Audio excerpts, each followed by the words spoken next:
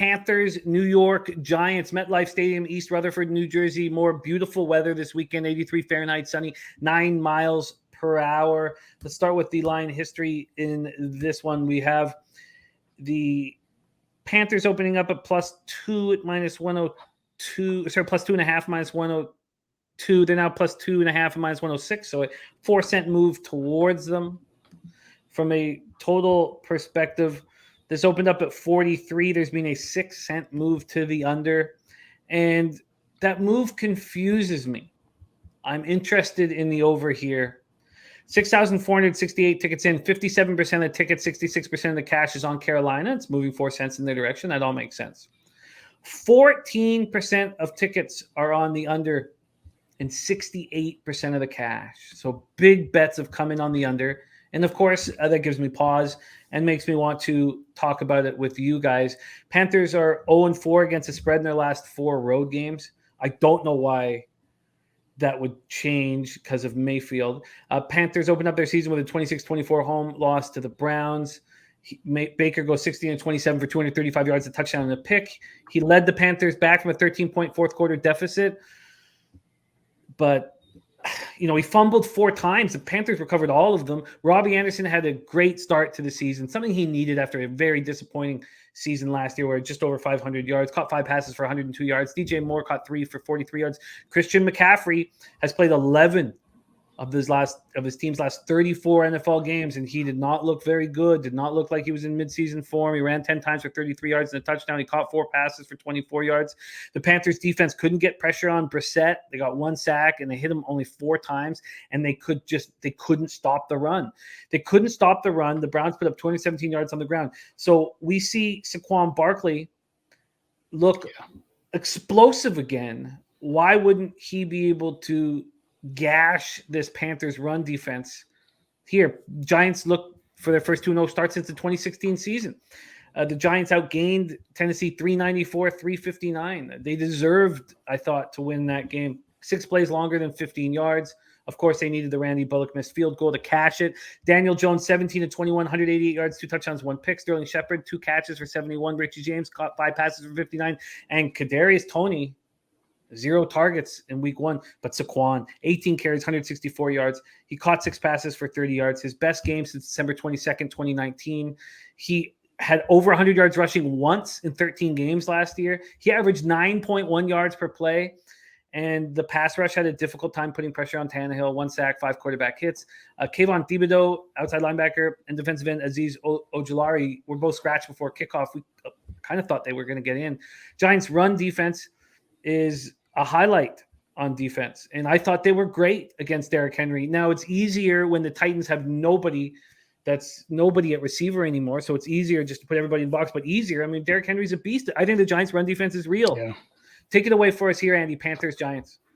Yeah, and like you pointed out, it's a bad team. The Giants are not going to be a good team this year, and they eked one out. They needed a little luck.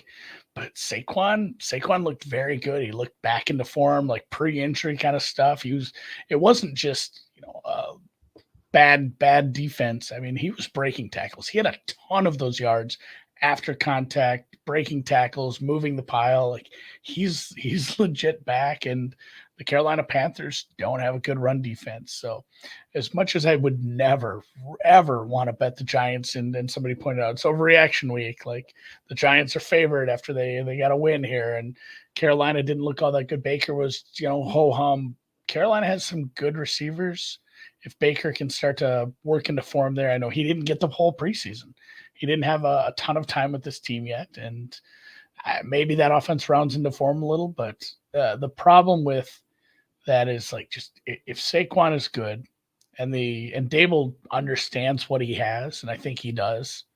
Like he's a smart enough man to know, like, hey, we're not going to be the 98 Vikings. We're not going to be the 99 Rams. Like we might just be a plodding offense with a bad quarterback and a good running back, and we might just have to make do for now. Like it's going to be a team that does have long drives, like long sustained drives, and a team that has a lead, even if it's a bad team like the Giants, that's a tough team to get in the comeback mode with. The Giants with a lead might be kind of a good spot, maybe a second half spot, because if you can run the ball and the other team can't get the ball back, and you actually have a decent run defense, good luck coming back against them. I'm not laying the points here, but I'm leaning hard towards the Giants, which feels just disgusting. I think this total's fine, but a lot of variance in this one too. If Carolina can get anything going on offense, definitely live to put up some points. Where did you say this total moved? I haven't tracked this market much in the total. This total has moved 6 cents to the under. Okay. It's gone from minus 106 to minus 112. Yeah, that's fine. Yeah, I think the total in this one's fine. Lean Giants just not pulling the trigger on a Daniel Jones team right now. Things just aren't sort of correlating the way they did for me last week, which made it easy to pull triggers.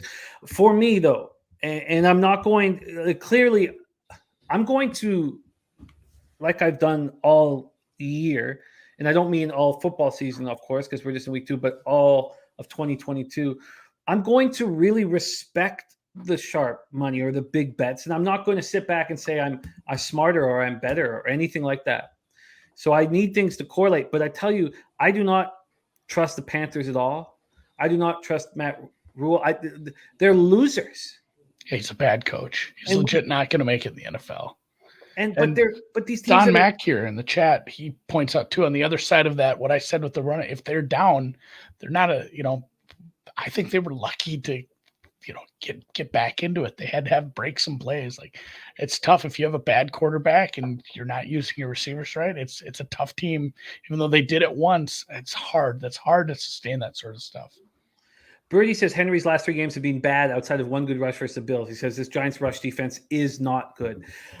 When I talk about Matt Rule, I'm also saying that the Giants, for the first time in what seems like forever, have hope. That's what Daboll has done. This team goes back to New York bouncing. They can't wait to get into the stadium. They can't wait to get to practice. But by sitting here on Tuesday night with 57% of tickets, 66% cash on the Panthers, and we talked about that Danny Dimes and the Giants were a good, dog, but are they a good favorite? I just think this is a totally different football team with Daboll and Kafka running things. My interest in the over in the Giants, I'm certainly not going to head to the window tonight because, I see the sharp action on the other side of both of these, and I'll see by the end of this show if I'm sitting here with 1 or 2 bets, and I'll be like, okay, well, I'd like to fire the trigger on a couple of these. So we will see. All right.